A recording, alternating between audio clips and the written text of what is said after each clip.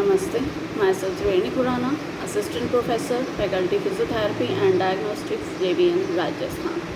Today we are going to discuss about basic principles of functional assessment in neuro conditions. Functional assessment means a decision process that results from the interaction between classifications and measures and that aims to recognize, anticipate, or modify the interaction between the disabled person and his environment. In this context, the measure is the intersection of a person along the conceptual gradient and continuum from less to more attributed to variability in the total person, such as independence, pain, cognitive capacity, or fatigability. The principal instrument is the additive questionnaire, that is functional scale. This consists of various items believed to represent a common variable. These kinds of variables are observable only partially across various aspects of the whole person and are not completely predictable. Their measure, consequently, can only be derived from an estimated statistic. The additive questionnaire is the principal measurement instrument. Several items, all representing the same variable, receive scores whose sum is assumed to be proportional to the quantity of the underlying variable. For various reasons, the sum of the scores doesn't represent a true linear and continuous measure like those seen in chemistry and physics. Recently developed methods, in particular rash analysis, can extract true measures from those scores. It is an important step in the rehab process, helps to guide our clinical reasoning and decision when making informed decisions about the rehabilitation process. Johnson and Thompson in 1996 outlined that the treatment can only be as good as the assessment on which it was based. So, in order for us to progress and manage our treatment plan and ensure we are identifying patients' problems, the assessment should be an ongoing and continuous process. Neurological assessment focuses on the nervous system to assess and identify any abnormalities that affect function and activities of daily living. It should allow us to create individual, patient-centered goals and ultimately a tailor-made treatment plan based on the patient's needs. So, the proper neurological assessment, one can use SOAP format as a guide. Let us have a systematic flow for the assessment of the neurological patient. First, collect subjective assessment. The subjective assessment is used to provide a detailed picture of how the present condition affects the patient. Under this, the demographic data contains name, age, gender, occupation, dominant hand, and address. Next is chief complaint. What is his or her present complaint or problem for which he or she has visited you? Next, history of present condition. Under this, progression of the condition, date of onset of signs and symptoms, medical management, medical observations, other management, previous therapy, results of specific investigations, that is X-ray, CT scan, blood test, others. Next is past medical history, under which comorbidities and other non-related conditions, special equipment, technology dependency, previous surgery, medication history, history of any allergies. Next is personal history, under which marital status, occupation. Next, activity, which involves normal daily routine, employment, leisure activities, smoking and drinking habits.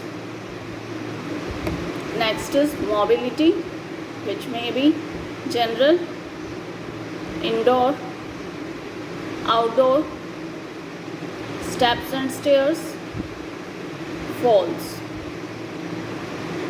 Next, personal care include washing, continence, dressing. Others that include vision, hearing, swallowing, fatigue, pain, perceptions of own problems, and expectations of treatment. Next, family history, total number of family members, his or her primary caretaker. Next, socio-economic history, which may include family income source, relationship with community people, social situation, family support, accommodation, social service support. Now, subjective assessment is complete. Now, moving towards objective assessment, under which first category is on observation, that include build, gait, pattern of movement, mode of ventilation, type or pattern of respiration, edema, muscle wasting, pressure source, deformity,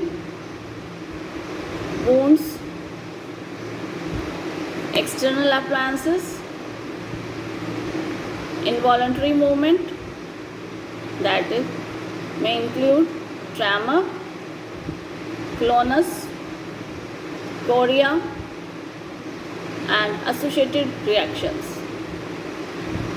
Next is posture and balance, in which assessment of alignment and attitude of limbs, neglect, sitting balance, standing balance. Now, next is vital signs. Vital signs include respiratory rate, temperature, pulse rate, blood pressure, oxygen saturation. Now, moving towards on examination, under which higher mental function, which includes level of consciousness, which is assessed by Glasgow Coma Scale. Next is communication, under which assesses aphasia, which may be due to Broca's, Wernicke's, or global. Next assessment is for cognition, which include orientation of person, place, and time. Next, calculation, registration, attention, proverb interpretation, memory, that may be immediate, recent, remote, verbal, visual. Next, language and visuospatial proficiency. There are various outcome tools via which we can address his or her cognitive status, incorporating various components, and these are example: mini mental status examination, Minicog, Montreal Cognitive Assessment. Next is perception, under which assessing body scheme or body imaging, neglect, agnosia, apraxia. There are common tools to assess perceptual problems, and these are star cancellation test, line bisection test, and clock drawing test. Next is cranial nerve examination. Next, sensory examination. First is superficial sensation assessment, which include pain, temperature, touch, pressure.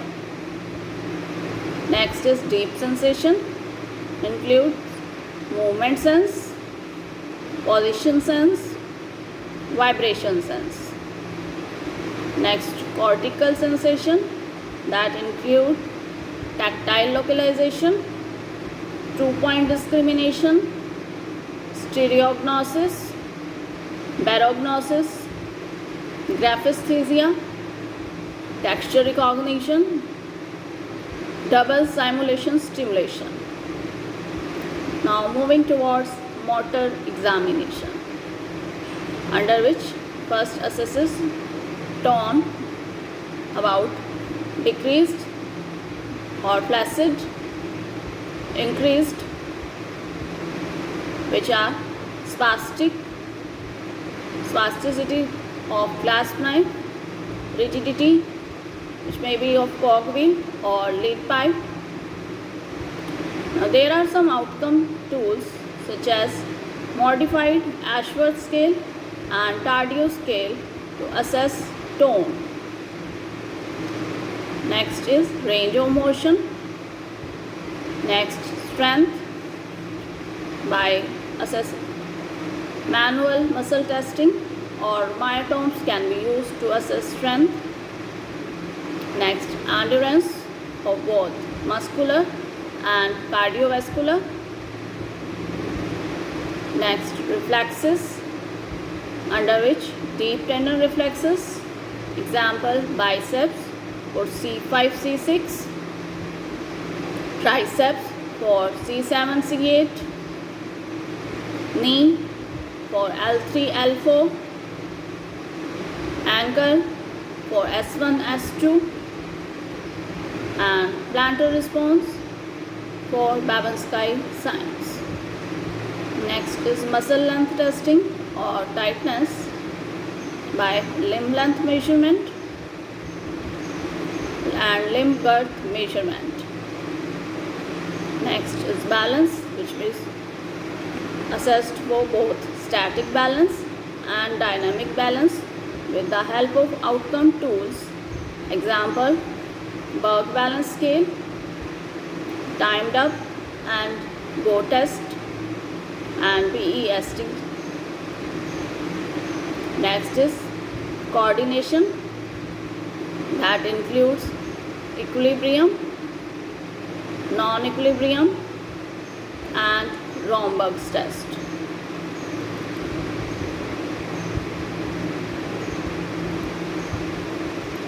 Thank you.